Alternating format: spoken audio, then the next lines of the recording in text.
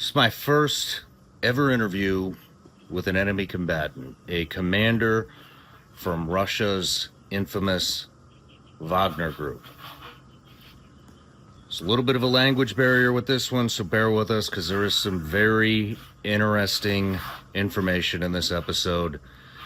And if you can bear with the language barrier, I think you're going to get a lot out of this and learn a lot about Wagner Group, how they came about, their training, and the caliber of men that they had working there.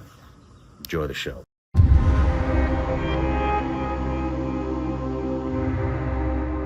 Marat Gabidullin, welcome to the show. Thank you. It's nice to meet you. John, thank you for being here. Wanted to bring you on here to fill in a couple of gaps with the language barrier. Sure. Marat Gabidullin, born in Ural, you grew up in Uzbekistan and joined the Soviet military in 1984. Served as a paratrooper officer and commanded a recon company. Then joined Russia's Wagner Group, starting as a grunt, fighting ISIS in Syria and rising all the way to commander. You worked closely with Wagner boss Prigozhin, advising the ISIS Hunters in Syria, and fought in the Battle of Khasham in 2018 against U.S. and Kurdish forces. You then quit Wagner in 2019, authored a book about your time with Wagner, and since then you have moved to France, where you are now seeking asylum. This interview has taken place in Paris.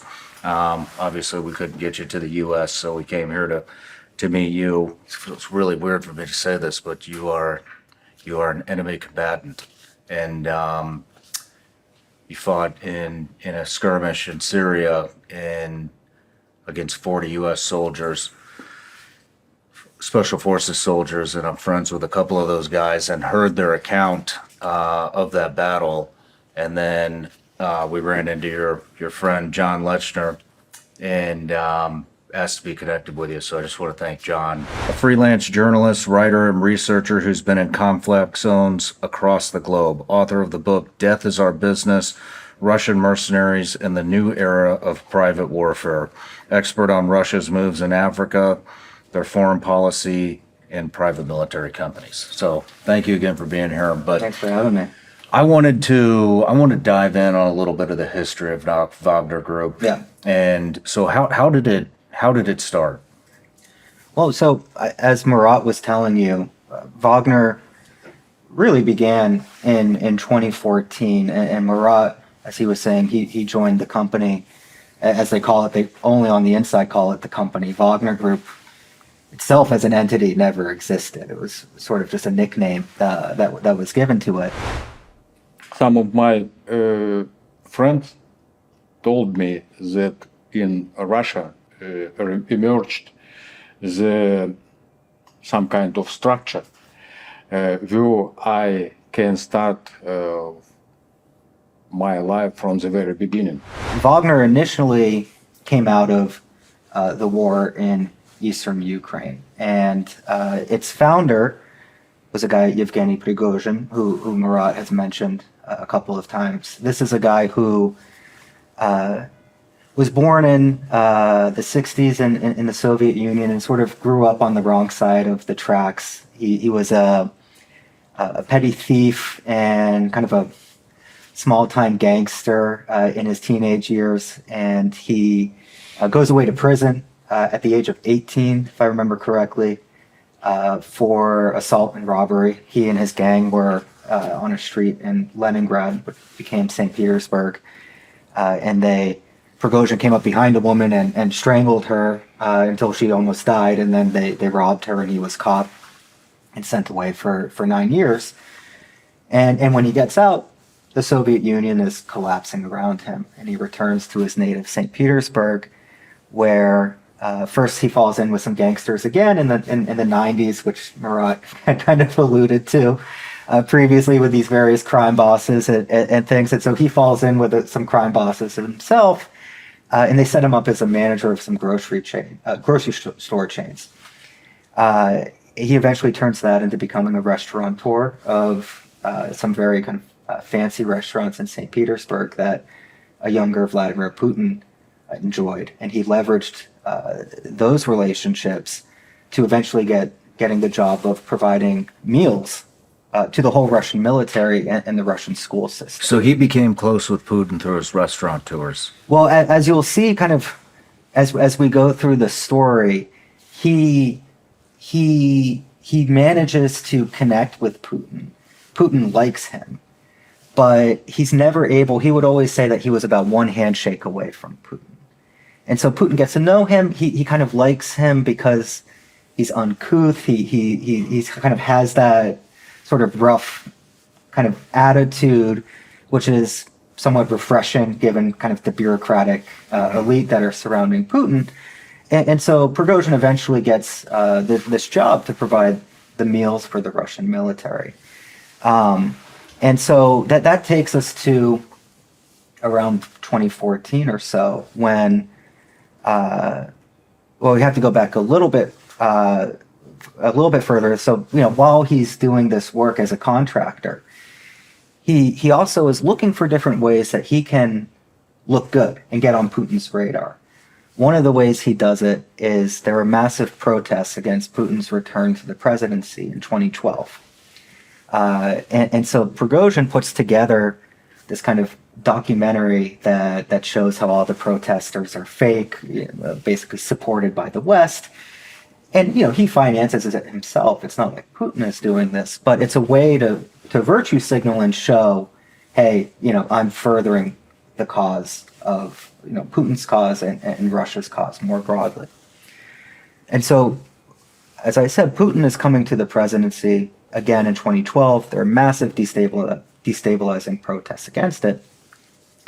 And he navigates it and gets back into power, but pretty much fairly quickly thereafter, another revolution is happening, this time on Russia's border in Ukraine, what became the Maidan Revolution in late 2013. And for Putin, he sees these two things as connected, right? It's the West basically trying to overthrow Russia, overthrow his own regime, and they're doing it wherever they can.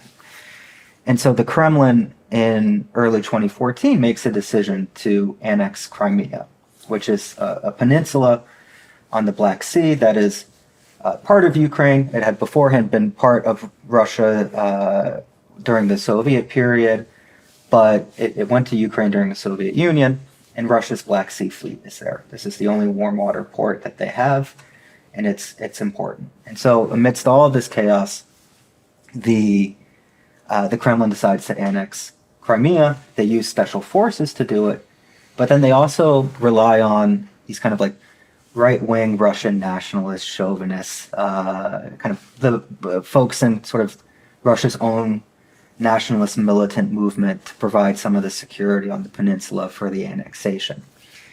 And after its success, the Kremlin thinks everything's done and dusted. But kind of unbeknownst to them at the time, or kind of something that was unexpected, was that amidst this revolution in Ukraine, there's also an anti-Maidan movement, especially in eastern Ukraine, in this region called Donbass, which is economically and culturally closer to Russia. And so as Ukrainians are taking over government buildings to overthrow the government of Yanukovych, anti-Maidan protesters are taking over these buildings in Donbass, in Donetsk, and in Luhansk.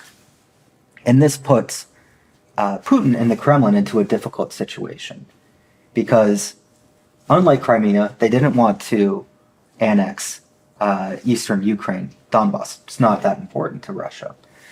But Putin is kind of boosting his nationalist credentials by annexing Crimea. It gives a big kind of rally around the flag effect. And crucially, this is a rally around the flag from people who, these nationalists, these Russian nationalists and militant guys who were against Putin's rule in 2012 and were marching against him. And so he can't be seen as letting these separatists in eastern Ukraine hang out to dry. But he doesn't want to risk further sanctions from the West, international isolation. And so the Kremlin has to think very quickly, like, how do we support but not support these separatists in eastern Ukraine? And this is where Yevgeny Prigozhin, the guy who's providing the meals for the Russian military, becomes acquainted with another guy, Dmitry Utkin, who is a former GRU officer, Russian military intelligence. He fought in Chechnya. He was stationed near Estonia, and he had just come back and almost got in big trouble for this kind of misadventure with a Russian PMC in Syria. These two guys come together and they sign an agreement whereby Utkin will provide the tactical knowledge, provide the men as contractors, and Prigozhin will provide the political backing and the financial support for this mercenary group that is very closely, if not basically, as Marat was saying, a Ministry of Defense project that they send into eastern Ukraine right across the border to support the separatists. It's interesting because when I interviewed Eric Prince, we had spoken about Eric Prince earlier, they reached out to Eric Prince to try to help build Wagner Group off of Blackwater. Did you know that? To tell the truth, I am not completely agree with this opinion. Firstly, Wagner Group has nothing to do with the private sector. So what was the recruitment? How do they recruit their fighters? So as Marat was saying, I mean, it's word of mouth, basically. And I think Marat will tell you later as well. The initial group of Wagner, which came out of this PMC that had the year before gone to Syria. So before Wagner, there were a number of kind of what we would think of as like Western style PMCs that had popped up. And largely in response to the Somali piracy crisis, which I'm sure you remember, there was an opportunity for these Russian contractors to protect Russian ships that are going through the Gulf of Aden. A number of Russian contractors were even working in Iraq during the war on terror as well. The issue is that mercenarism is illegal in Russia, technically. And so these firms would basically establish themselves in like Hong Kong or the Bahamas or something along those lines. And then the client would provide them with the weapons when they showed up going through a third country to protect the ship or what have you. And there was this one group called Marat Group where Dmitry Utkin, after he left the service, went to go work for. And one of the founders of Marat got a contract with a Syrian oligarch in 2013 to, at least what the guys thought at the time, to basically protect oil and gas assets from ISIS. And when they showed up, it turned out that the Syrians wanted them to actually take those assets from ISIS. And there was almost like a little mutiny among the contractors, but they went ahead and they got ambushed. And Dmitry Utkin actually got the guys out safely during a sandstorm. They all go back to Russia, kind of with their tail between the legs, and the FSB, the successor to the KGB, arrests and charges the two commanders who went to Syria with mercenarism. Utkin, who's like one level below, gets off along with all the rest of the guys. And only a couple of months later, all of a sudden, Russia needs mercenaries. They know who is interested in this type of work because they almost arrested the guy in Syria. And so those same 50 guys or so formed the core of what was just then called the company. And Dmitry Utkin, who is a fan of the German composer Richard Wagner, takes his call sign Wagner in Donbass. And since he was the main commander, eventually it becomes kind of the catch-all term for the company more generally. Okay. And so it sounds like when Marat came in, it was about 600 people. So when Marat first came in April 2015, I think it was getting close to about 600 guys. He can correct me if I'm wrong. And Marat was coming in in April 2015. So this is right around the time that Russia is actually trying to sort of get to a ceasefire and take over these separatist republics at the time. And so when Marat joined, Wagner was a bit different at the time. It was one of many different forces that the MOD was using to support these separatists, and no one thought that it was going to become what it became. Mm-hmm. And so it was one of several units that were kind of figuring out ways to bring volunteers in to support the separatists. And Wagner at that time had this group of 50 guys or so who had been in Syria, but they also had a unit of Serbian volunteers that were coming through. And so when Marat joined, he was initially part of the international brigade, which was largely Serbian, and he had a Serbian commander. Eventually, the Serbs would be kind of kicked by the wayside later on when we got to Syria. But when Marat joined, it was a few months before some of the final big battles, before we saw what was called the Minsk II ceasefire between Ukraine and the separatist statelets backed by Russia at the time. Okay. Okay. Is it true that they started recruiting out of the prisons? Conflict situation with the crime boss. With a crime boss? With the crime boss. And What was the situation? the criminal using any opportunity to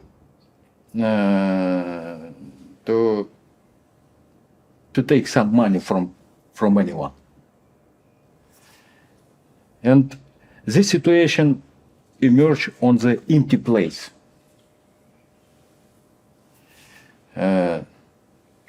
But as a result, during the meeting, I shoot him. You shot him. And I was sentenced to 3 years in prison. Where did you shoot him? Where? In the head? No, in the body. In the body?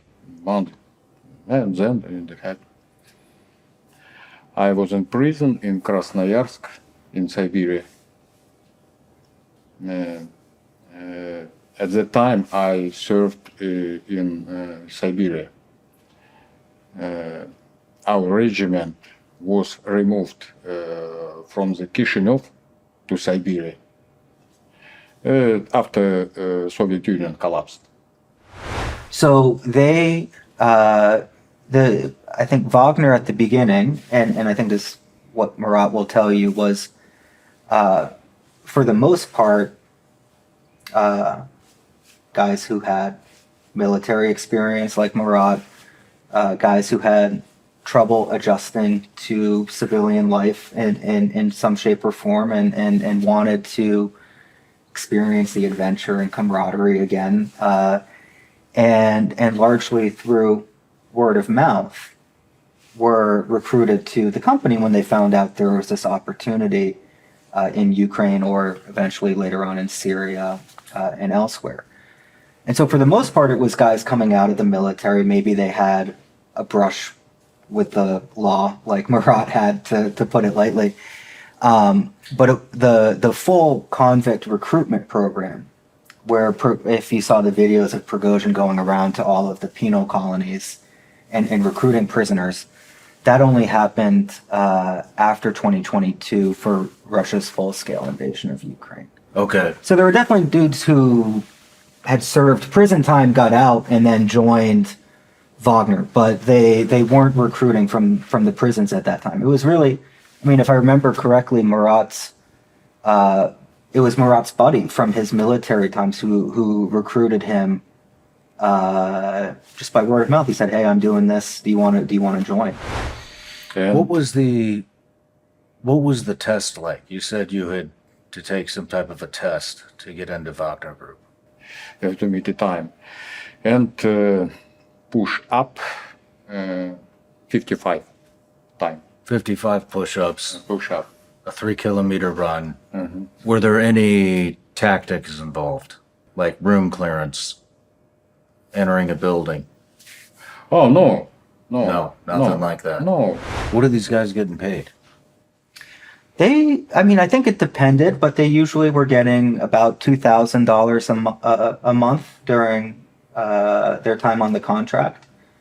And so this is pretty good money in Russia for guys. So it's definitely a motivating factor. What is it developed into? I mean, they're in Africa. Yeah. They're in Ukraine. Yeah. Aren't they doing breweries? They're doing all kinds of stuff. Yeah. What all are they involved in? So what I think is interesting about this story, because Marat will tell you, this was very much a state-supported entity. But, and we can ask Marat as well. Again, I also don't think it could have become what it was if it weren't for the ambition of its founder, Yevgeny Prigozhin, as well. And so, kind of, if we look at what was happening in Ukraine in 2015, a lot of those units that the MOD was supporting after the ceasefire, they just kind of, dispersed, went home, didn't really do much after. But only a few months later, Russia's overtly intervening in Syria. There's nothing covert about it, right? It's a full, air campaign with the Russian military. And Prigozhin and Utkin are very much also lobbying to make sure that he gets his guys into there, because he has now this kind of force at his disposal. And what he's good at is trying to figure out, okay, I have this, now what do I do with it? Mm-hmm. And it was at this point where I think he saw the black waters of the world, and he said, okay, I want to do kind of my version of this. And it so happened that Syria was going to be the next opportunity for him to do so. And so Marat was one of the first guys on the ground in Syria. As he'll tell you, the MOD didn't really know what to do with him. And a couple of guys got killed, and they didn't want casualties right away, so they panicked and sent them home. And it was only until it became clear that Russian air power alone wasn't going to defeat the rebels against Assad or ISIS, that Wagner was brought back in. This time, on the ground, where they take Palmyra, then they get sent home again. Then they get back in, and Marat will tell you all about the Battle of Khasham. But it gets to that point where it's this mix, right? They have state backing, but Prigozhin is also out there with his guys, basically doing business development, right? If you have a PMC, where are you going to market your services? You have to go to Africa at some point. Otherwise, you should fire your B&D guy. And so already in 2017, Prigozhin is sending his guys out to drum up new business. They first signed a contract with the Sudanese to provide training, and they get access to mining concessions in Sudan. Then they show up in the Central African Republic, where there's really no other kind of competition from other Russians, and so Prigozhin is able to provide training. He offers his information warfare, because he has the troll farms, which were kind of very famous in the U.S. during the 2016 elections. And his guys go out and they try to start breweries, and they go into gold mining and what have you. They act, as Marat was saying, very independently of the Kremlin, because these places aren't that important to Russia. And so in the places that aren't important, he has to figure out his own ways to finance these operations. And so they go from the Central African Republic, they're in Libya, backing Haftar in his bid to take Tripoli in 2019. Then they show up in Mali, where they sign a deal with the Malian government to go after various jihadi groups. And then ultimately, they are initially left out of the full-scale invasion of Ukraine in February 2022 and only get brought in when the Russian government's in trouble. So these guys are not, they're definitely not just in Russia's best interest. They're doing their own thing in all these separate parts of the world. Yeah, but I think that it's not because people are always asked, is this a private thing or a public thing? And the answer is both. And I mean, we're in Paris right now, but when I'm sitting in Washington, D.C., I try to explain to people, like, this is the capital of public-private partnerships, right? Lockheed Martin is a profit-driven company. Mm-hmm.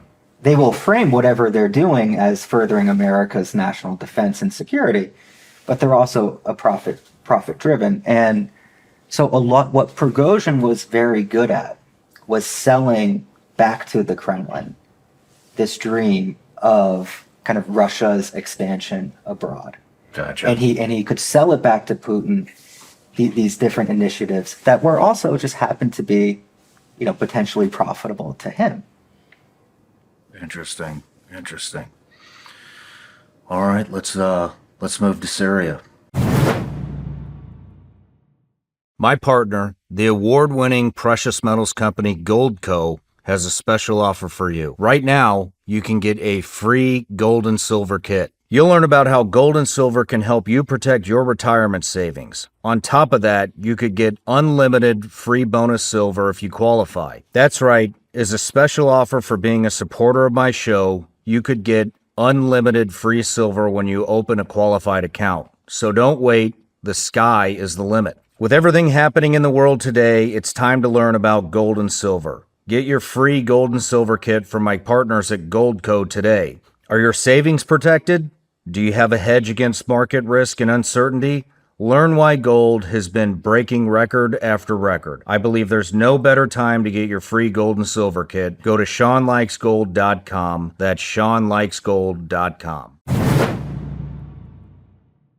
With everything that's happening in the economy, it feels like we're all walking on shaky ground. Prices are high, and it seems like nothing is affordable anymore. It's no wonder many are relying on credit cards to cover the gaps. Credit card debt is skyrocketing, and it's leaving a lot of people stressed out. If you're a homeowner, you don't have to face this uncertainty alone. My friends at American Financing can help you take control. They can help you access the equity in your home to help you pay down that high-interest credit card debt, giving you peace of mind and real savings. On average, people just like you are saving $800 a month. Plus, they may close your loan in as little as 10 days. Don't let the chaos of the economy get the best of you. Call American Financing now. It costs you nothing to get started, and you may delay 2 mortgage payments, giving you a cushion in this uncertain time. Call 866-781-8900. That's 866-781-8900, or go to americanfinancing.net/SRS.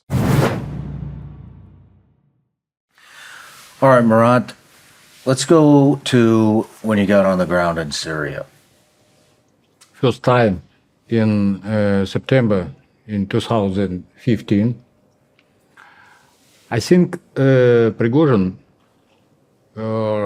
is looking for the opportunity to implement this completely new concept of the using military forces. And he wants to demonstrate the ability, combat ability of the mercenaries. And we were delivered to Syria by the scheduled civilian flight of civilian, to tell the truth, military, Russian military. Firstly,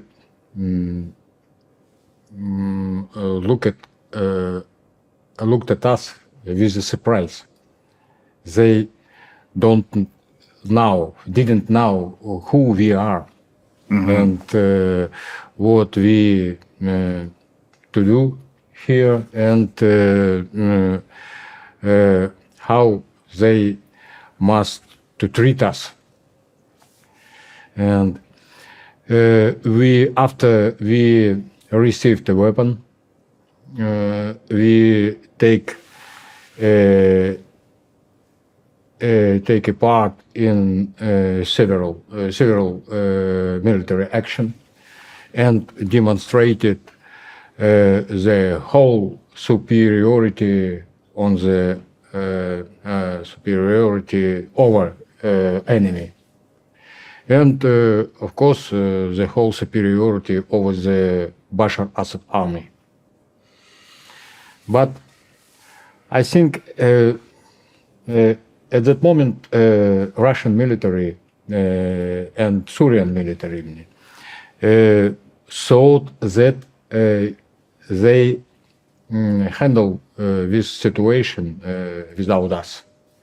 Russian military thought that if they provided Syrian army with airstrike support,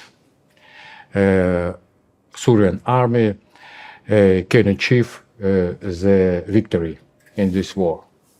But it turned out that Syrian army degraded to the point of inability to wage offensive action. And so, like as Marat is saying, when Russia first intervenes in Syria,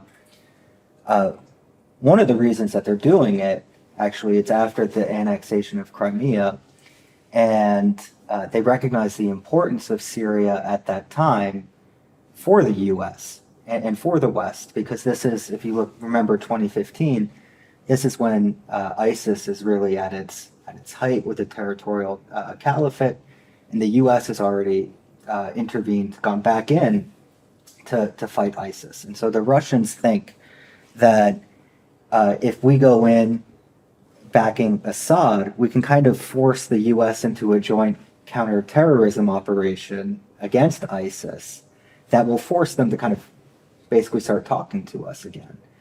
Okay. And so they come in and they're backing Assad, but as Marat's saying, Assad's government, I mean, the forces that he has are incredibly unmotivated. I mean, for obvious reasons, given his rule, and the rebels, not just ISIS, but all the other rebels fighting against them, are a lot more motivated.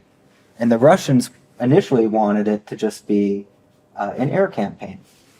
But I mean, as you find out pretty quick, like air campaigns alone rarely work for anybody. And it was clear that Russian air power with Assad's forces on the ground was not going to work. They were not going to take the territory back from rebels. And so, but they face an issue at the time, which I think you speak to as well, where this is kind of a faraway intervention for Russia, and they haven't figured out yet if they want to have actual Russian troops on the ground, and what Russians will think, the Russian public will think, if Russian soldiers are going home in caskets. And there's a sense that they're going to be against this and say, why are we here in Syria? And so one of the reasons that Marat and Wagner were able to get back in is that the Russian military didn't have to report casualties for Wagner. And using the mercenaries in this war to take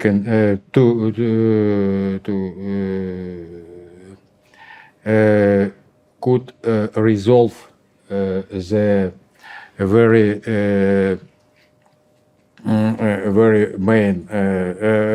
difficult task. The thing is that Russian generals invented the concept of the war with a little bloodshed. and using the mercenaries, they can create some kind of appearances that this concept is working. Lost of the mercenaries didn't include in the official statistic. Okay, that makes sense. So correct me if I'm wrong, but the whole point of Russia going into Syria to include Wagner was to build some type of an alliance with the United States Yeah, it was an against effort. ISIS. It was an effort because, in part, there's always a lot of reasons why things happen, but the timing of their intervention. Because if you remember, Syria started going into civil war right around the time of the Arab Spring. So this is already like 5 years before that. The Russians didn't have any particular love for Assad, despite the fact that there was a Russian base in Syria and kind of some history going back to the Soviet Union. What really explains the timing of why they went in was this sense of isolation that they felt after the annexation of Crimea in 2014 in Ukraine. And it was this effort to basically get themselves onto the world stage again in a crisis that they thought was existentially important to the West, which was the defeat of ISIS. Of course, also when they show up and they're on the ground, Assad also has different ideas for what he wants the Russians to do. And ISIS is less of a concern to him than a lot of the more secular rebels elsewhere as well. And that he wants the Russians to go after those guys. Whereas the Russians want to go try and meet up with the Americans as they're closing in on ISIS, as the territorial caliphate is kind of crumbling down. Interesting. Well, let's talk about the Battle of Khasham between Wagner and U.S. Special Forces. So, like I'd mentioned, I have friends that were in that battle. It sounds like there was around 500 Wagner Group soldiers on the ground. There were 40 U.S. Special Forces guys, along with a couple with a Kurdish partner force. And so, let's just start with the beginning. What were you doing that close to American forces? From the very beginning, this factory was very important. This factory enclosed all infrastructure of the oil field nearby, nearby Konaka. And Prigozhin wanted to seize this factory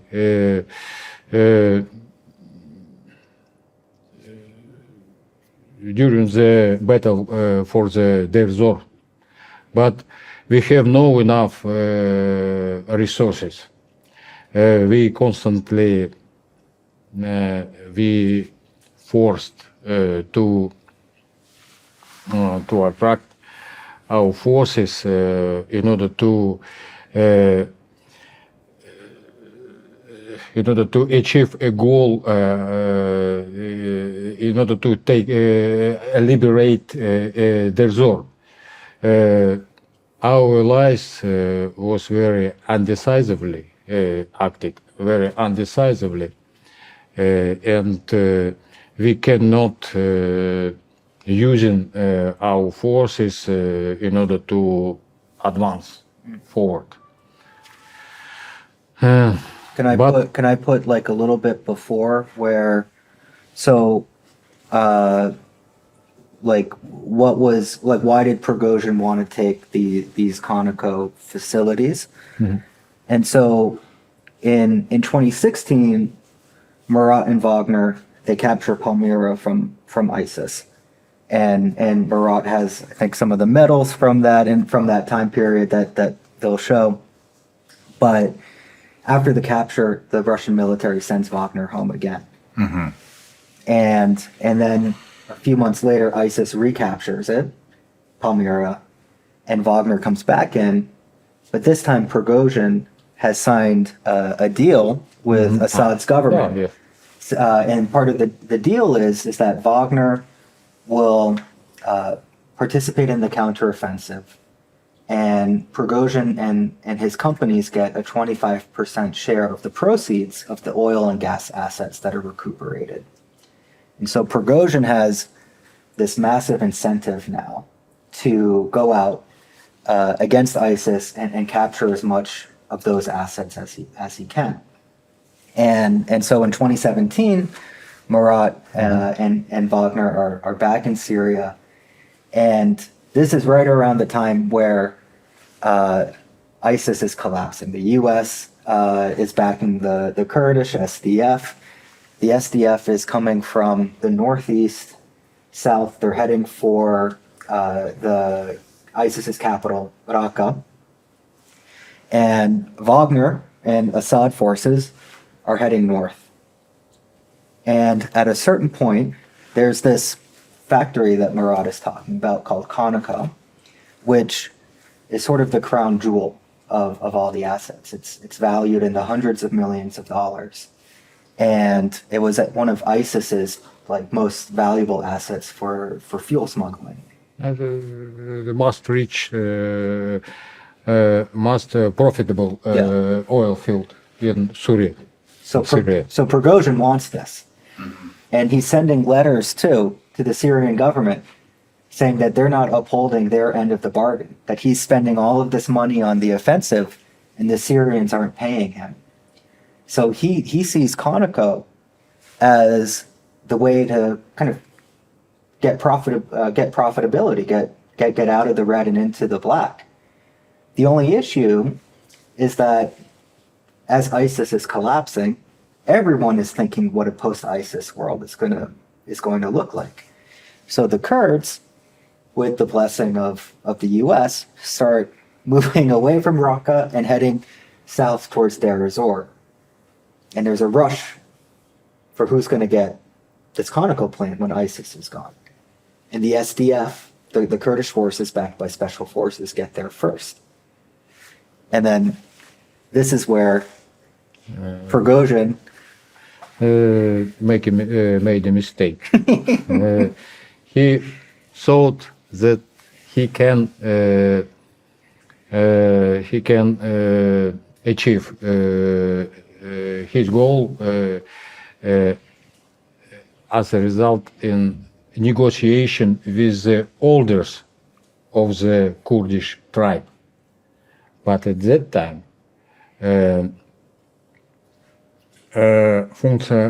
functionaries of the SPS was in charge of the whole thing. And the oldest of the tribes, they like Prigozhin. Kurdish elders. They guarantee. They gave a guarantee that Kurdish forces retreat as soon as we started to move forward. But they just fight. How many guys did you have gathered to attack Conoco at that time? I think about 500, 2 units, Karpaty and 5th assault units, and my group that consists of Syrian fighters, 75. 75 men. This was only units of Syrian that took part in this action. No one else. Only Russian mercenaries and this group of Syrian fighters. only this. I had to advance on the left flank and take over two strongholds. We advanced on the start line of attack, but American prevented us. They struck on the second echelon, headquarter, artillery position, склады вооружения, The armory.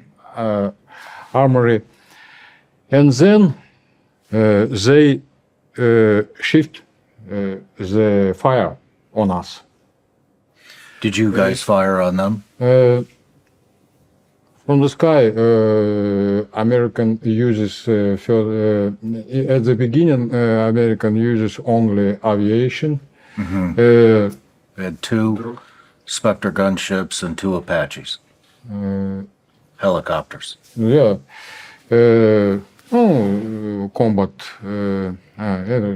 combat drones,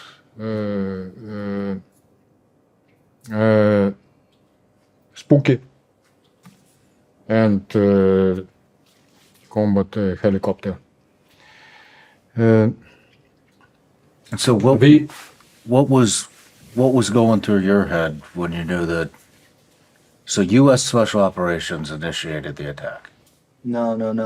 What you should tell them is start from the beginning of the morning, because this happened on February 8th, right? February, the night. The night of February. Between 7 and Between 7th and 8 February. And you were in the room the day before or a couple of days before, where Utkin, he comes in and he says, "We're gonna take this from the Americans." Yeah. And someone said, "Are the Americans going to be there?" And he said, "Yeah." Yes, I don't know why, but Prigozhin decided that American weren't involved. And That the Americans I would don't just know fall why. back. The thing is, the Prigozhin have one features, как черта характера. It's like personality trait. From time to time, his ego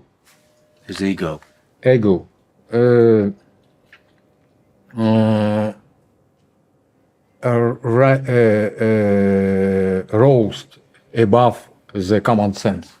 Maybe something that it might look cool, and no one has done this before. If we get a piece of paper and Marat can show where the Americans were and how Wagner came over with the arrows and stuff. That way people can get. No one's done this before. So, do you want to show? You have the river, Euphrates. Then you want to show where Conoco is, and then where Wagner in the U.S. was. Euphrat, Konica, Khasham. And so We were completely destroyed. So this is our position. This is your position. The factory. This is Quantico. Yeah. And this is the Kurds in the U.S. No, the No. Kurds in the U.S. are in here in the Conoco facility. On the And this is Conoco. Wagner's 2 positions right here. They're inside the facility. No. Facility is around like this. Yeah. And then they go and attack that But the way. U.S. was inside the U.S. was facility. inside the facility. So Wagner initiated an attack. Shit, it's what planned action with the signs of the false artillery assault from the Kurdish. And you knew that U.S. Special Operations were in the factory. Yes, we know about it. Were you worried? We knew about it. Don't worry. Our chief, our commander, told us that American wanted involved. But they wouldn't get involved. Yeah, as I already said, I don't know why, but Prigozhin was convinced that American forces wanted involved. Wow. Don't What's know this why. distance here? What's the distance here? How many kilometers? Distance between my units and first stronghold about 300 meters. 300 meters? That's it? We moved very close to this position, and we have already ready to attack, but American prevented us from any. But what you know too is that what your buddies will say who are there is, so the other key thing is this is the Euphrates right here. And so during this kind of counter ISIS operation, the Russians and the Americans are trying to figure out ways that they can deconflict, right? So that no one is actually shooting each other.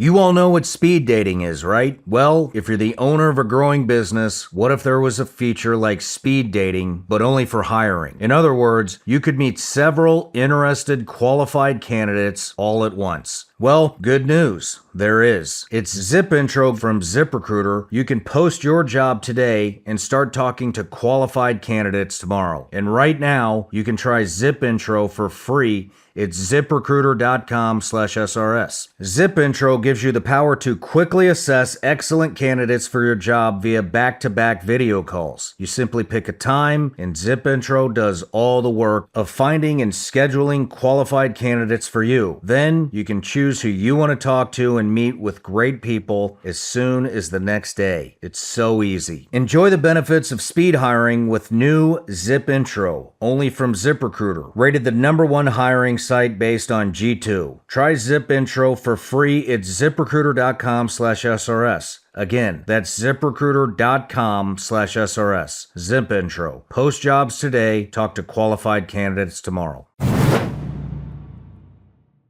It's spring, the sun's out, and it's time to feel comfortable every time you step out. Feel relaxed in True Classic shirts. They are designed to accentuate the important areas like your arms and chest while giving your midsection some breathing room. True Classic has everything you need to look great and be comfortable this spring. Crew necks, short sleeve comfort knit button-ups, comfort knit chino shorts, and more. Whether you're running errands or attending events, you can definitely feel the difference in the quality when you're wearing your favorite classic shirts from True Classic. True Classic offers premium clothes at an affordable price. Their best-selling t-shirts, jeans, and more come in 3, 6, and 9 packs. The more you bundle, the more you save. Plus, get free shipping on all orders, 100% perfect fit guarantee, and easy returns. This spring, level up your style with clothes that actually fit right. Go to my exclusive link at trueclassic.com/SRS to save. That's trueclassic.com/SRS. Shop now and elevate your wardrobe today.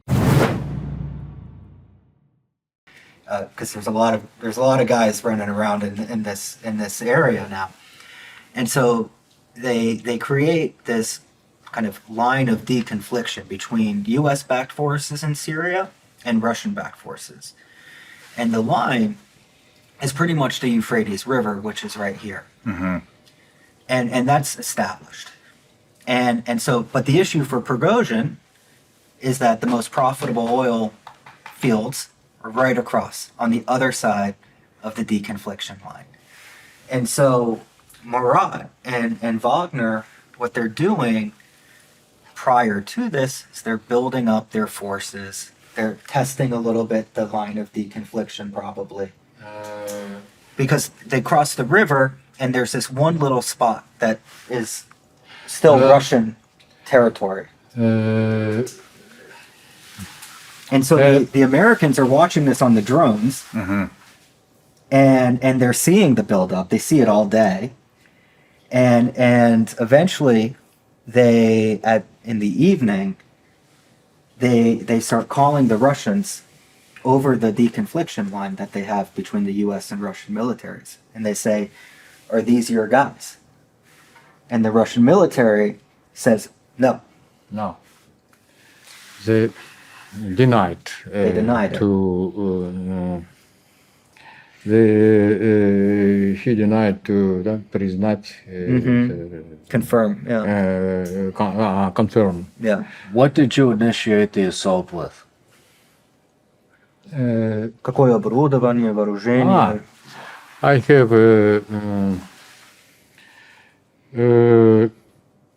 well, I was supported firstly by the artillery. Artillery. So you were hitting Conoco with artillery. What they were first doing was they were faking artillery training because they had set themselves up close. Mortal. Mortars. Mortal. Yeah. Mortal artillery. Americans very quickly suppressed the activity of any kind of artillery, and I left without any support. I have a automatic rifle, machine gun, automatic grenade launcher, AGS-17, and some kind and two machine gun, heavily machine gun. The But fifth it was unit. nothing against the. The fifth unit had tanks, right? There were two No, tanks. this tank was on the right side from me. I saw the tank only at the last time before this tank was destroyed. I heard the shot. I heard the sound of shooting, and I come out of the position, and I saw our tank. And firstly, I decided this is good for me, but immediately after I glanced on him, he was destroyed by the rocket, and there was absolutely no, and there was a big explosion. This tank was completely destroyed. Because What was going through your head when the Americans retaliated? To save my life.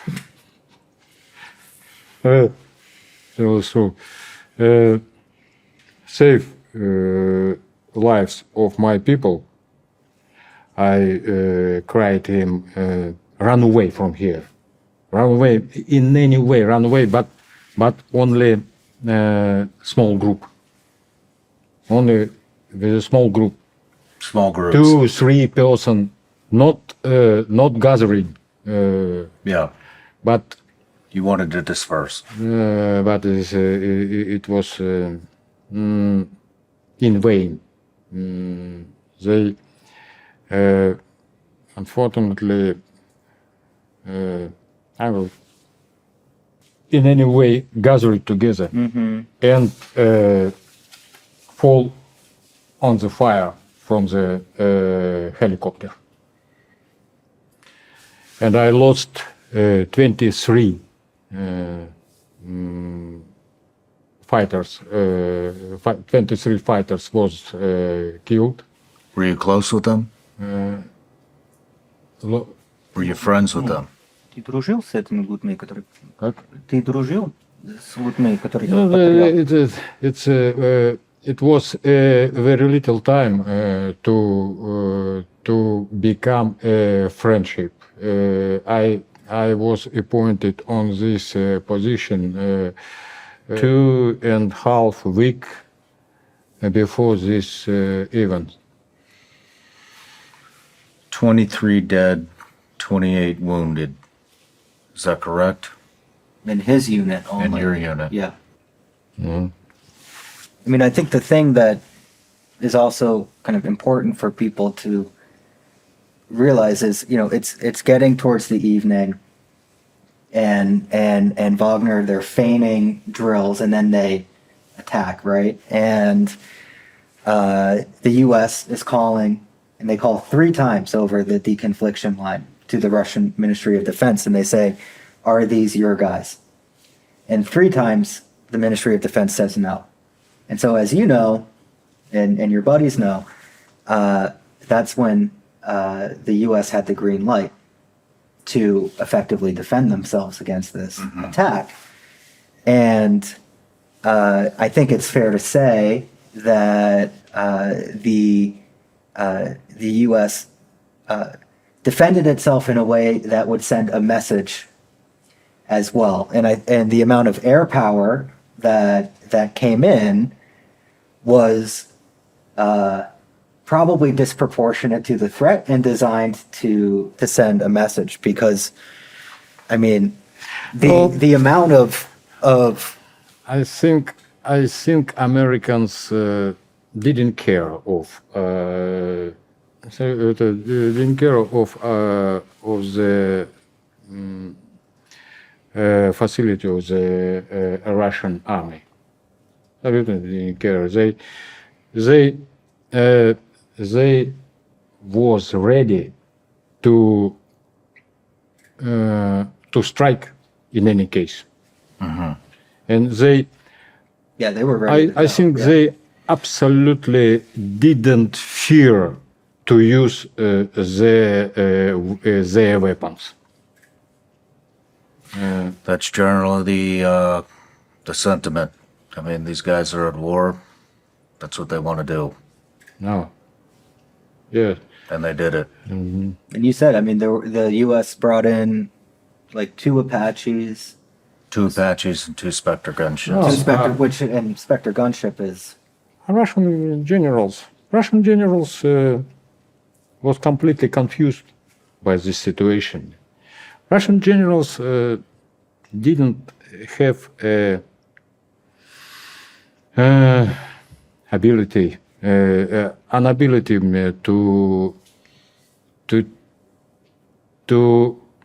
to take a responsibility and to make a decision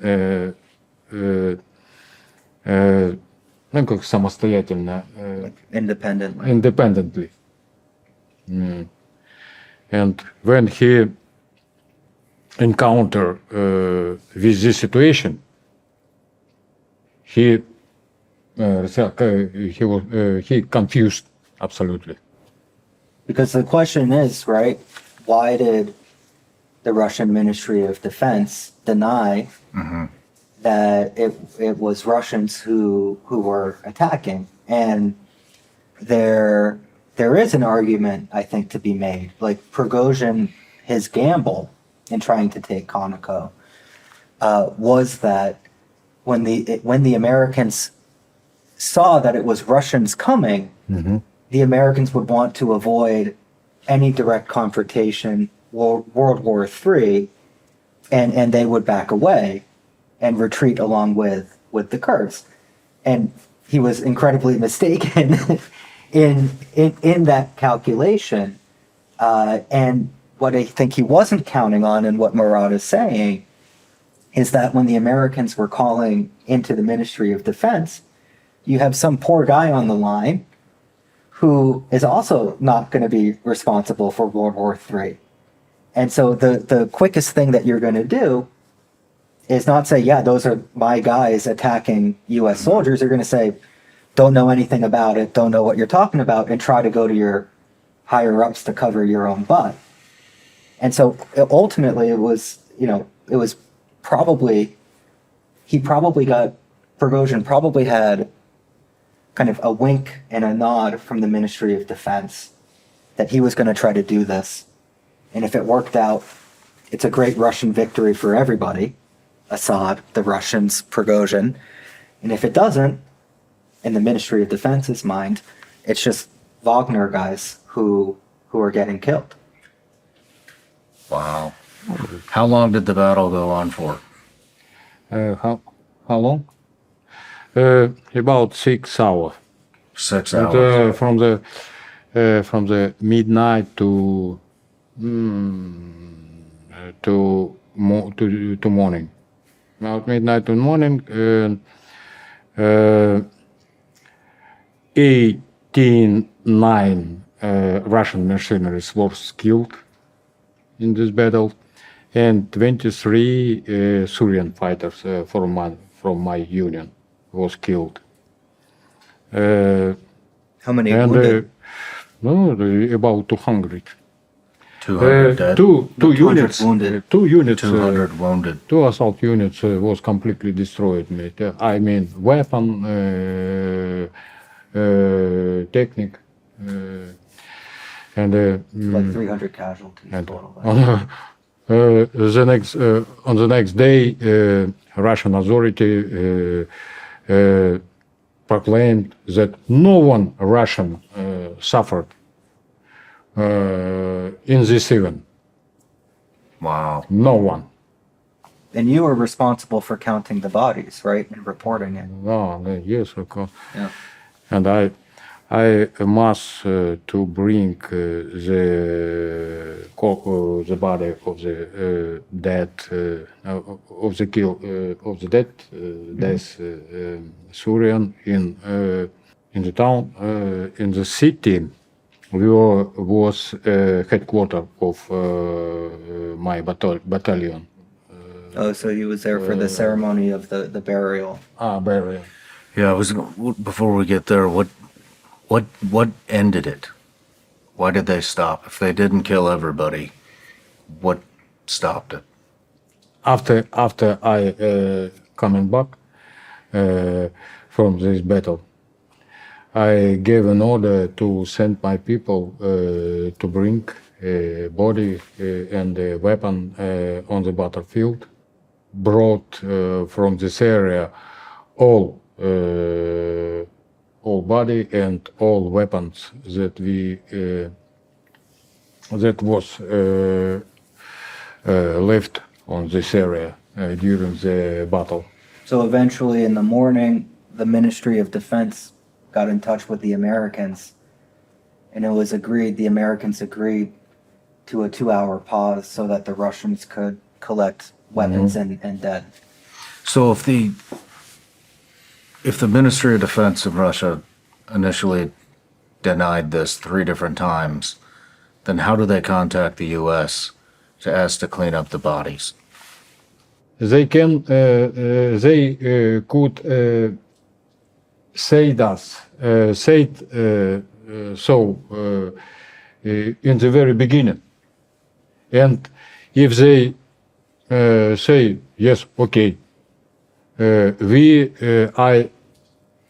I will give an order to retreat. And they, if Russian generals to give an order to retreat, nothing happened. And everything will be fine. But Russian generals didn't know what to do in this situation. But eventually they told the Americans, Right. we need to go collect. Yeah. So eventually they said there might be some Russians there, to the Americans. The thing is, this it has already happened Yeah, there's no Oh. denying it anymore. We were destroyed. Yeah. The whole field was covered with corpses and burned tank and trucks of our units. Everyone who can move left this area, and So there was only bodies and come left. to the bank of the river. So there were only bodies left. Yeah. And then the agreement was made that they have 2 hours to go back to the area to collect the dead.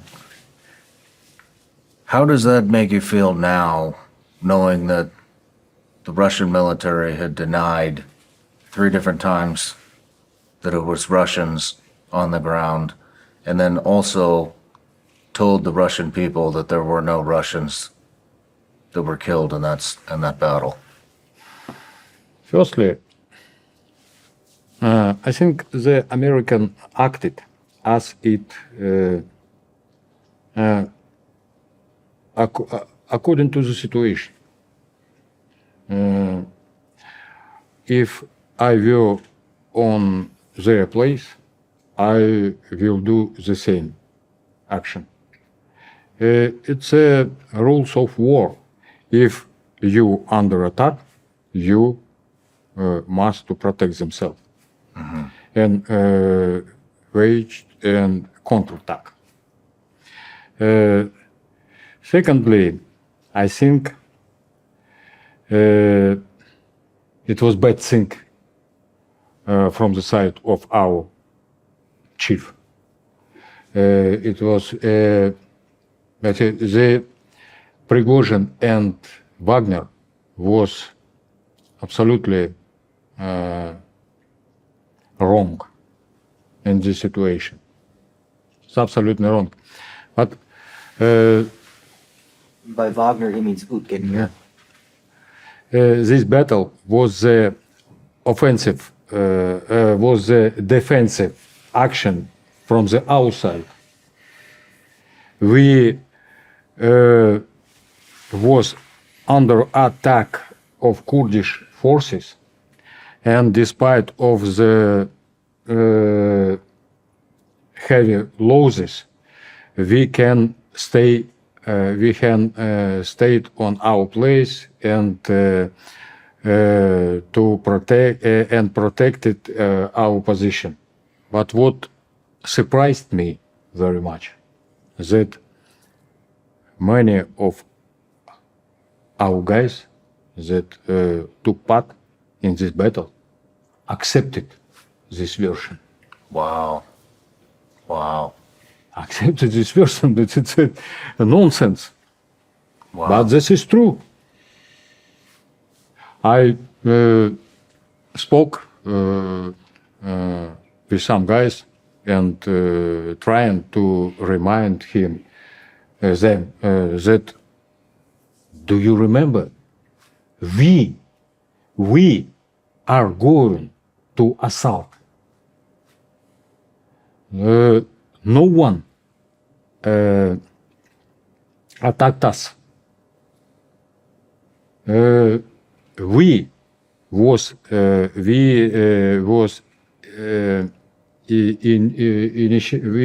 initiated this event.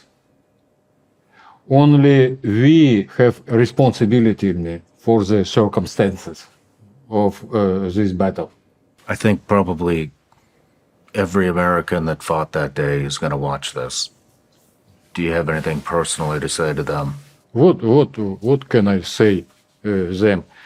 They, as I already said, they acted as according to the rules of war. It was our initiative.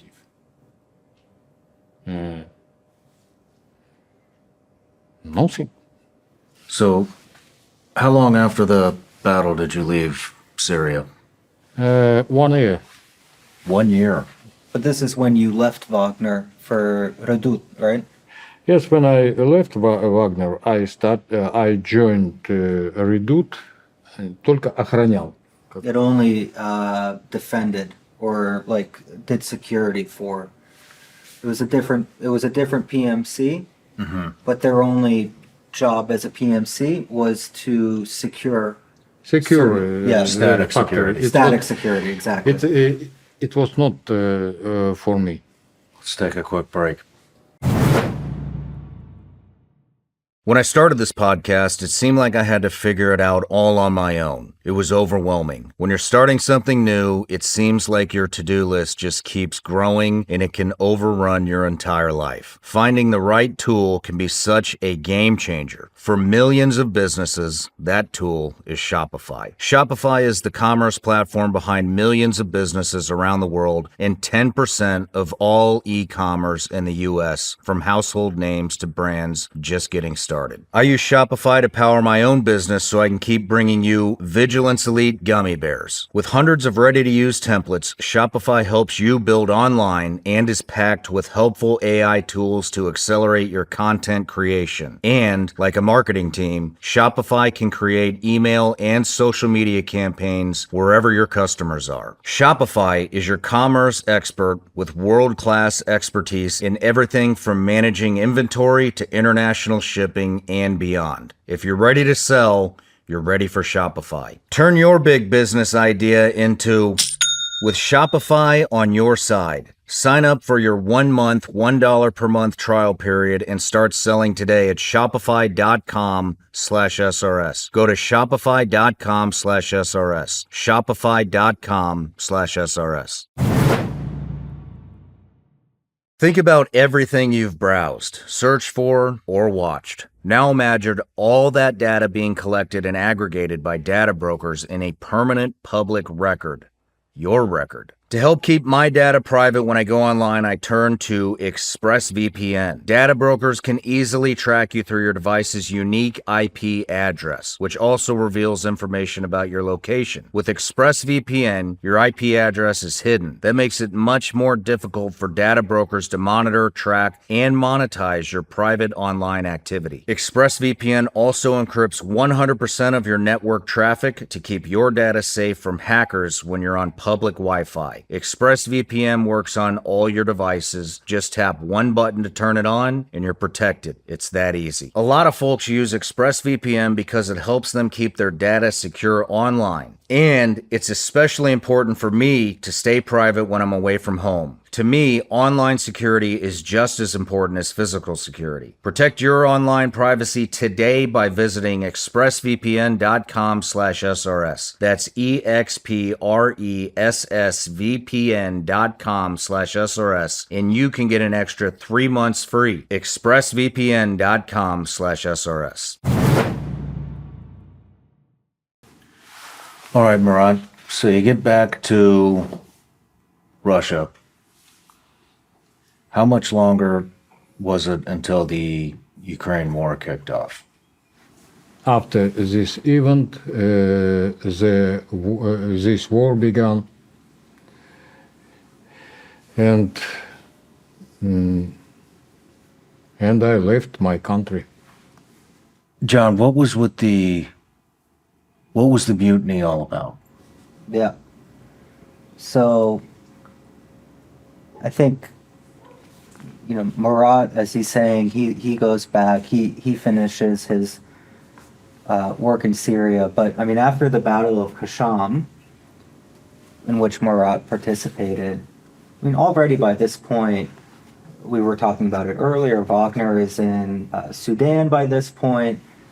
By around the same time as the Battle of Khasham, they first start arriving in the Central African Republic, and then they're showing up in all sorts of places in Africa, Libya, and in Mali. And over there, Prigozhin is acting kind of independently, like we were talking about. But as the Battle of Khasham kind of showed, Prigozhin himself is not always on the same page as the Ministry of Defense and Minister of Defense Shoigu. And he's sort of a rock in their shoe very often. You have to imagine, here's this guy who is kind of technically supposed to, with his forces, be subordinate, but he also has a mind and ambition of his own. And he can occasionally get in front of Putin himself. And you can imagine what he's saying about the people that he doesn't like in front of Putin. So, imagine, you're the boss of an employee, but the employee's dad is the CEO, right? I mean, that there's another channel that goes up if you try to, if you try to boss them around. And so, even though the Ministry of Defense and Wagner are cooperating in Africa quite a bit, there's still that interpersonal tension. And so when Putin makes a decision to launch the full-scale war in Ukraine in February 2022, he gives the planning of it over to the General Staff in the Ministry of Defense, and they want nothing to do with Prigozhin. And so their thinking at the time is that this is going to be a quick, easy victory, and we can do it kind of in their mind by the book without having to use guys like Prigozhin. And so in the initial month or so of the invasion, Wagner is actually left out. And Prigozhin is pissed about it. He's calling up the guys in the GRU, trying to figure out why his guys aren't in it, and then trying to get his guys into it. And meanwhile, the kind of the very quick operation to take Kiev does not go as planned, and the Russian military is suffering setbacks.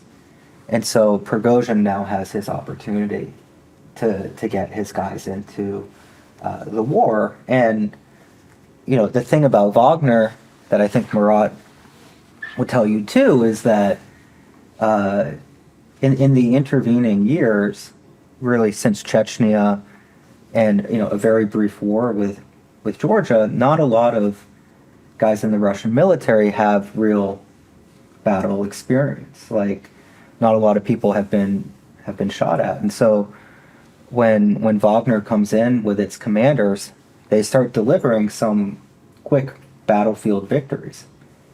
And so this puts Prigozhin all of a sudden in this great position. He's able to come out of the shadows, and he becomes a hero of Russia. He declares himself, he denied it always that he was tied to Wagner Group. Now he declares, I was always the founder of Wagner. And he's on state television. And as Marat said, this is a guy who already has a big ego, right? And the way that he always gets around his rivals is by gambling big, like at Khasham. And so he starts also promising things that he's going to do, something that the generals would never do. And ultimately, what he ends up promising is that he's going to, Wagner is going to take Bakhmut, this kind of middle-sized city, from Ukrainian forces. And the way that he's going to do it is he gets exclusive permission for a time to go to all of Russia's prisons and recruit prisoners to the front line. And so he shows up, and he goes himself. I mean, he's a guy who does a lot of things himself. Yes, he was deprived for the resources also of the mobilization. Yeah, he wasn't allowed to have actual soldiers, and so he gets the convicts. And so he shows up at these Russian penal colonies, and they gather all the prisoners into the prison yard. And he comes in his helicopter, and he comes in and he speaks in front of all of the prisoners, and he says, I have an offer for you. You can come and fight for me for 6 months, and if you survive, you're a free man, and your criminal record is expunged. And he tells them that my losses are worse than Stalingrad, which obviously resonates with Russians, and ultimately about 50,000 guys sign up. And the tactic that Prigozhin is going to use to take Bakhmut is the human human wave tactic. And so these convicts, they get 2 weeks training, usually, I think, just inside kind of the border with Ukraine and around Luhansk.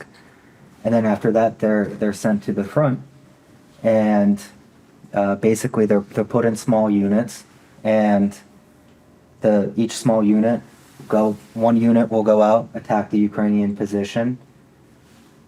8 guys might be killed, but 2 guys get into the trench, and they do some damage before getting killed, and before the Ukrainians have a chance to recover, another unit of convicts is coming through. And so it's a very inefficient way to wage war, but it is effective over time. And so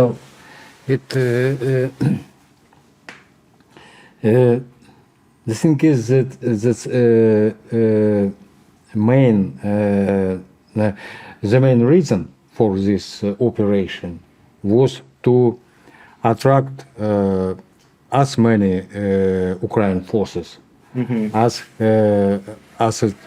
possible, in order to prevent from the attacks on the other areas of the front. areas of the front line. Yeah. And Because you can imagine, it's a huge front line now, right, in Ukraine. In the beginning, the first phase of the war in Donbass, it's a little section of the Donbass region. Now it's, like 1,000 kilometers long, maybe, or something. And so he's also engaged with the Ukrainians, and the Ukrainians are sending some of their best guys to defend Bakhmut, while for the Russian government, they're losing, in their mind, some of the worst people in society, right? These convicts. And so, it's like a 4-to-1 ratio in terms of losses, but it's something that the Russians and Prigozhin are willing to do for the reasons that Marat said. But, at this point, though, Prigozhin is like an internet, like we all know who Prigozhin is, right? During the Bakhmut campaign, he becomes like the face of the war itself. CNN is trying to reach him. The New York Times is trying to reach him for an interview. He's huge back home in Russia. He's like finally everything that his ego is matched now by his popularity. yes, in this term of the Wagner Group completely fulfilled his mission in this war. They achieve their goals that would stand before them. Yeah. They attract a lot of Ukrainian forces, and give the opportunity for the Russian army to prepare mobilizing a reserve, and to build the defensive line in the area of Zaporozhye district. But still, I mean, there's still a lot of enmity between the Minister of Defense, Sergei Shoigu, and Prigozhin. And so at some point, inevitably, especially since Prigozhin is having all of this success, like Marat mentioned, the Ministry of Defense is going to want to check him. And so the first way that they do it is they start cutting off Prigozhin from convict recruitment. So he's promised to Putin, I'm going to take Bakhmut, but his means of doing so now is disappearing. He needs a lot of bodies to take Bakhmut. The Ministry of Defense is cutting him off of those bodies, not because they're against prisoner recruitment, they just start doing it themselves. But the difference is, and this is always the issue for Prigozhin, is when he was doing it, he had the permission by like a wink and a nod from the presidential administration. When the Ministry of Defense does it, Russian parliament officially makes it legal for them to recruit from prison. So there's always a way that Prigozhin can get screwed over in whatever he's doing. So he's getting cut off. And so now he starts going public with the Ministry of Defense saying, I'm not getting enough ammunition for what we're trying to do. And the Ministry of Defense is screwing over Wagner by not giving us enough ammunition, the ammunition that we need. And so now this spat starts going very public over social media. And then ultimately, Shoigu and Prigozhin at this point hate each other's guts. And the Ministry of Defense then, kind of like their final kind of counterattack on Prigozhin, is they get the Kremlin to agree that all soldiers fighting in Ukraine on behalf of Russia have to sign a contract with the Ministry of Defense. Only those who fight on the front line. Those on the front Ukraine. line. Yeah. And so for Prigozhin, you can imagine, he's this big guy now in Russia. He's got thousands and thousands of men ostensibly under his command. And he recognizes that this is making him political, too. And so all of a sudden, the Ministry of Defense is taking those men out from underneath him. And I think for him, what he saw was the writing on the wall, that at the very least, when I no longer have Wagner Group, it means that I'm going to kind of disappear into obscurity, which he wasn't able to do at that point. He couldn't just retire and be quiet. He was incapable of that. But also without those men, he doesn't have political leverage anymore, and it could result in his ultimate demise. And so he has to figure out a way, how do I convince Putin to choose between me and Shoigu? Because Putin is choosing Shoigu right now. And so the decision is made that Wagner is going to turn back from Ukraine into southern Russia, and they're going to capture and kill the Minister of Defense. Wow.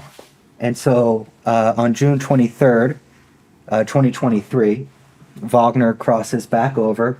Prigozhin claims that the Ministry of Defense hit them with a rocket attack, which seems to be not the case. False, yeah. attack. But it's the pretext. Absolutely false attack. But the pretext is now that we're going to go arrest Shoigu and another general, Gerasimov. And so they go back into Russia and they surround and take over the southern Russia's southern military command in Rostov. And they're looking for Shoigu. But Shoigu has already escaped. And so the generals who are there, they try to talk Prigozhin down. Yes, Prigozhin thought that when he proposed to make a choice between him and between Shoigu, Prigozhin will choose, of course, him.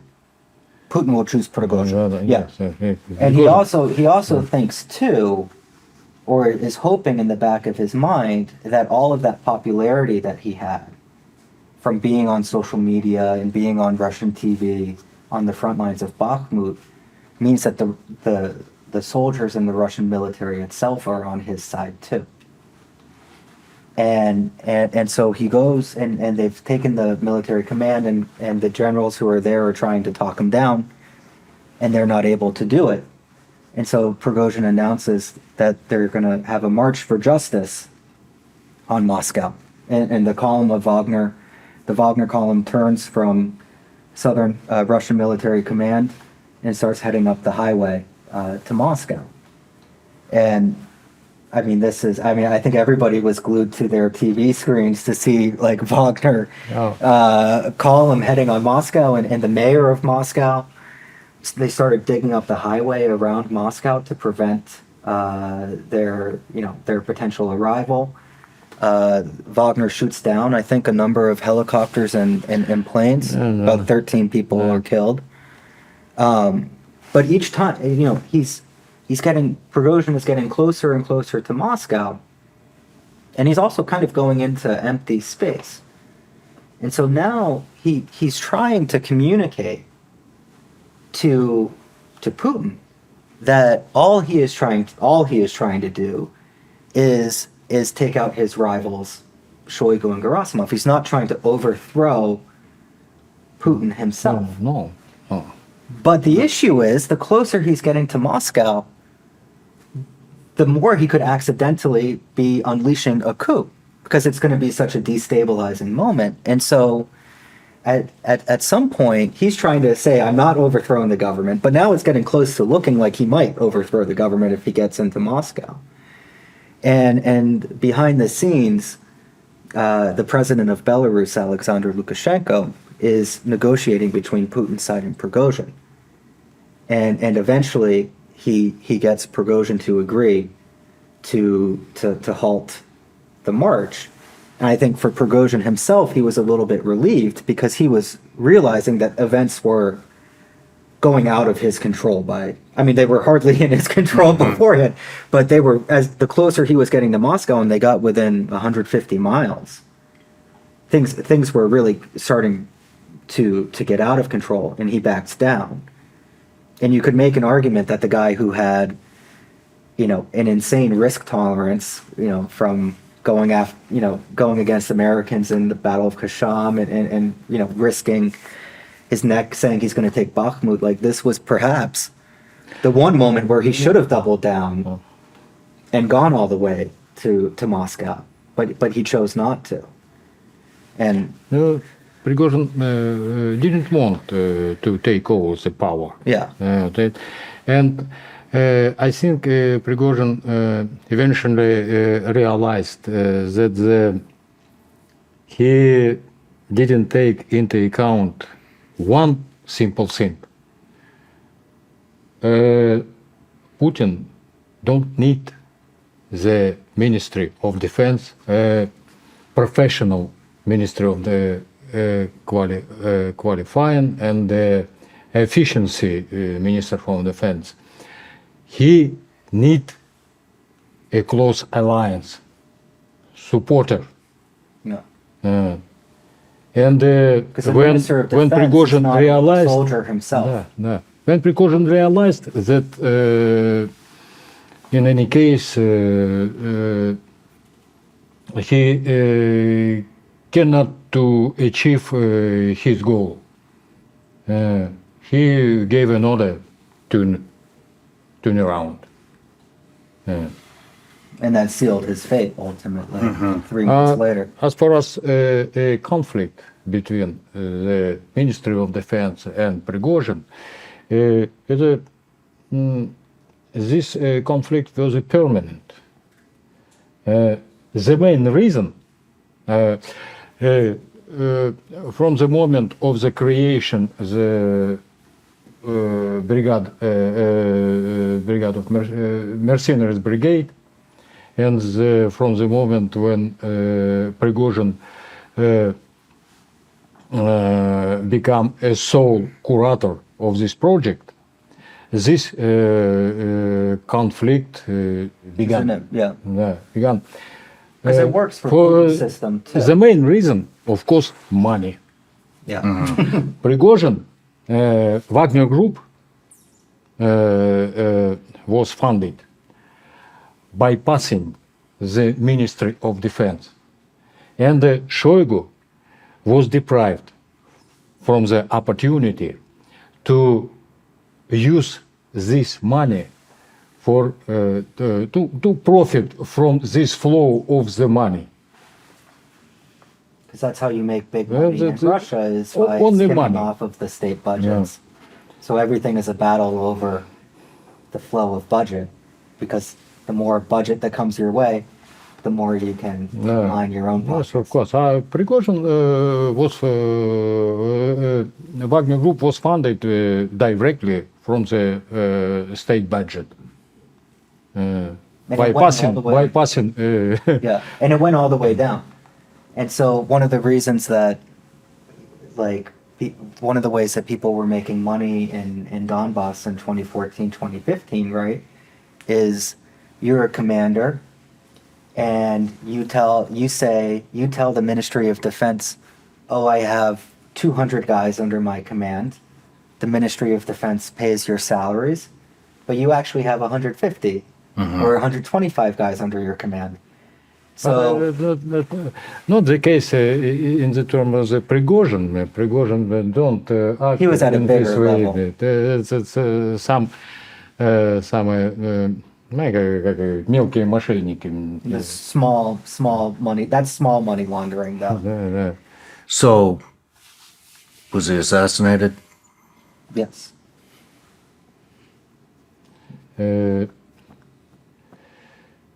And Do you think the государство убил Prigozhin, да? no, I don't know what who exactly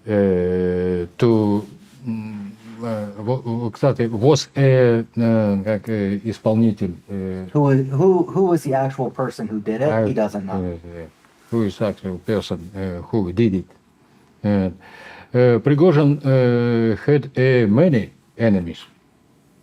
So you're saying it could have been anybody. It might not have been the Ministry of Defense or Putin himself. I think a lot of people would put it on the FSB, which is the kind of the Russian successor to the KGB, which handles domestic threats for Putin. As Of course, the in the decision, the final decision. Putin made a final decision. Of course. Putin made the final Only with his permission, that can be happen. Yeah. But who came up with the exact plan? Who was executives? Yeah. This time will show. So what is Wagner Group today? Right now, since Prigozhin death, Wagner Group, in my opinion, ceased to exist. So everything became subordinate to the Ministry of Defense. Okay. But the thing is that, kind of as we were talking about, like the relationship between Wagner and the state was also different in each place. And so in Syria, like when Marat was there, they get everything from the Ministry of Defense. They're probably paid through the Ministry of Defense. They're working very closely. They have Russian air power that support. I mean, this is like a Ministry of Defense operation. When you get to like the Central African Republic, there's not as much support from the Kremlin. So Some kind of autonomy. there's a degree of independence. They're opening up breweries. Like Ministry of Defense doesn't want breweries, or they have these gold mines. And so when Prigozhin is gone, the Ministry of Defense has to figure out, how do we take over all of these things? Because Prigozhin wasn't just involved with mercenaries like Marat. He had troll farms. He had like chocolate museums in St. Petersburg. He had mining companies. The main body of this project was not Wagner Group. Yeah. Wagner Group only part of this project. Wagner Group, the military group that was used for the creation of the favorable environment to promote a business project. Of Prigozhin. So like Wagner, what basically Wagner Group what is saying a part of the project. Wagner was a way for Prigozhin to overcome his status as an ex-con and try to show his worth to eventually join Putin's inner circle. And he was never really able to do it. But so when he died, it was relatively easy for the Ministry of Defense in places like Syria or Libya just to have guys sign new contracts and to take over. But where they were acting independently in like the Central African Republic, Central Defense. the guys special showed up. status. Yeah, the guys showed up and they were like, they couldn't understand it. There's breweries, there's all sorts of things going on, and so the decision is made: if it's not broke, let's not fix it. Let them just kind of keep doing their thing. The industrial project in Central African Republic. This is a resource for the benefit of the president of Russia and his inner circle. Yeah. So I think some account numbers got changed in terms of the transfers. Okay. But It's a little bit difficult to take over. yeah, because they don't understand it fully. Yeah. Only the guys who work there But- know how it But works. Wagner Group is over. It's over.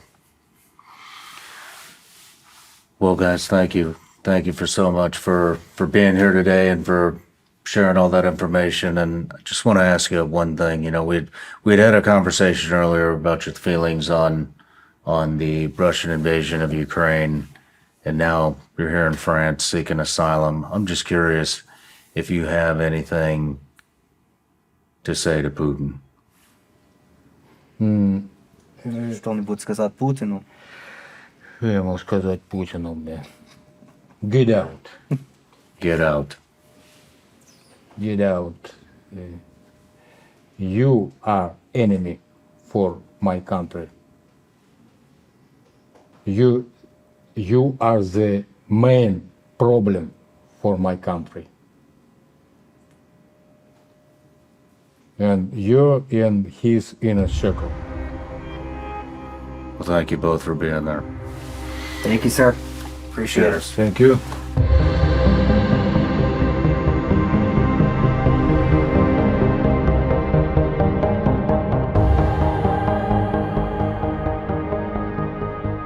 No matter where you're watching Sean Ryan Show from, if you get anything out of this, please like, comment, subscribe, and most importantly, share this everywhere you possibly can. And if you're feeling extra generous, please leave us a review on Apple and Spotify podcasts.